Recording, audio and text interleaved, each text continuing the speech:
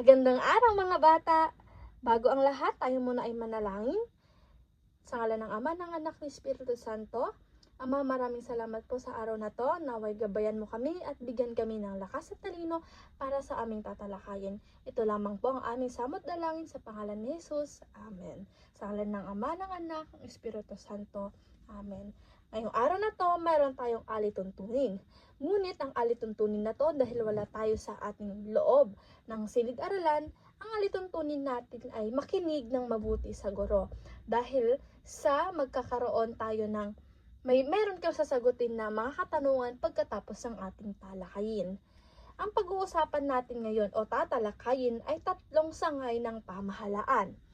Meron ditong tatlong aralin kung saan ang unang aralin ay sangay ng tagapagpaganap o ehekutibo, pangalawang aralin sangay ng tagapagbatas o lehislatibo, at pangatlong aralin sangay ng tagahukom o hudikatura. At ang pag-uusapan natin ngayon ay aralin 1, kung saan sangay ng tagapagpaganap o ehekutibo. Ito muna ang bunga ng pagkatuto. Sa pagtatapos ng aralin, ang mag-aaral ay inaasahang una, matutukoy ang kahulugan at pangunahing tungkulin ng sangay at tagapaganap.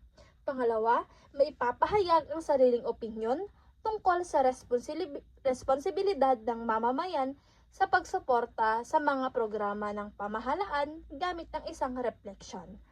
Pangatlo, makabubuo ng maikling presentasyon tungkol sa tungkulin ng isang kagawaran ng pamahalaan. Naintindihan? Para sa ating mahalagang tanong, ito ay sasagutin nyo pagkatapos ng ating talakayin. Bilang isang mamamayan, bakit mahalagang ang kapangyarihan ng isang tagapaganap?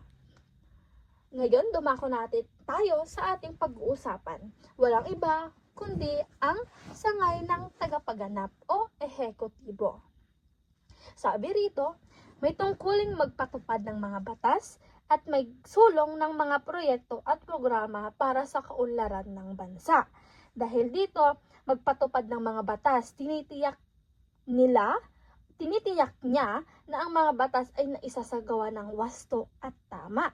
Maglunsad ng mga proyekto at mga programa, gumagawa siya ng mga plano at mga proyekto para sa edukasyon, paaralan, kalusugan, sa mga ospital, mga kailangan natin sa ospital, trabaho at iba pang pangangailangan ng mga tao. Ang Pangulo ng Pilipinas, pinakamataas na pinuno ng sangay ng ehekutibo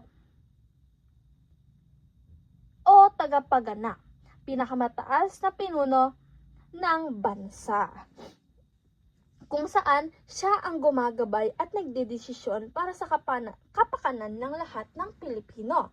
Walang iba kundi ang Pangulo ng Pilipinas. At pag-uusapan natin mamaya kung sino-sino at sino nga ba ang Pangulo ng Pilipinas. Kung hindi nyo alam, magagalit ako. At next slide, ito na. Ito na ang pag-uusapan natin. Mga naging Pangulo ng Pilipinas. Nakita naman natin dito sa larawan na walang iba kundi si Ferdinand Bongbong Marcos Jr., ang ika-17th president natin. Siya ay naging presidente noong June 30, 2022 hanggang ngayon. Kita rin natin dito na ang unang presidente natin ay nagsimula kay Emilio Aguinaldo, Manuel L. Quezon, Jose P. Laurel, kay Osmeña Sr., Manuel Rojas, Elpidio Quirino, Ramon Magsaysay, Carlos P. Garcia, Diosdado Macapagal, Ferdinand Marcos, at unang babaeng presidente, Corazon Aquino, Fidel Ramos, Joseph Estrada, Gloria Arroyo, Benigno Aquino III, at ang huli, bago si Ferdinand Bongbong Marcos, ay si Rodrigo Roa Duterte. At ito ang mga naging Pangulo ng Pilipinas. Dumako naman tayo sa mga kwalifikasyon ng isang Pangulo. Isang mamamayang Pilipino. Kasi dapat siya ay Pilipino. Siyempre, dito, tatlong sangay ng Pilipinas. So, hindi naman pwede na taga ibang bansa yung maging Pangulo natin dito. Ipinanganak sa Pilipinas. Dapat dito siya sinilang. Dapat talagang dito siya pinanganak sa Pilipinas. Lehitimong botante. Dapat nakarehistro siya dito. Dito siya sa Pilipinas bumoboto. Marunong bumasa at sumulat. Dahil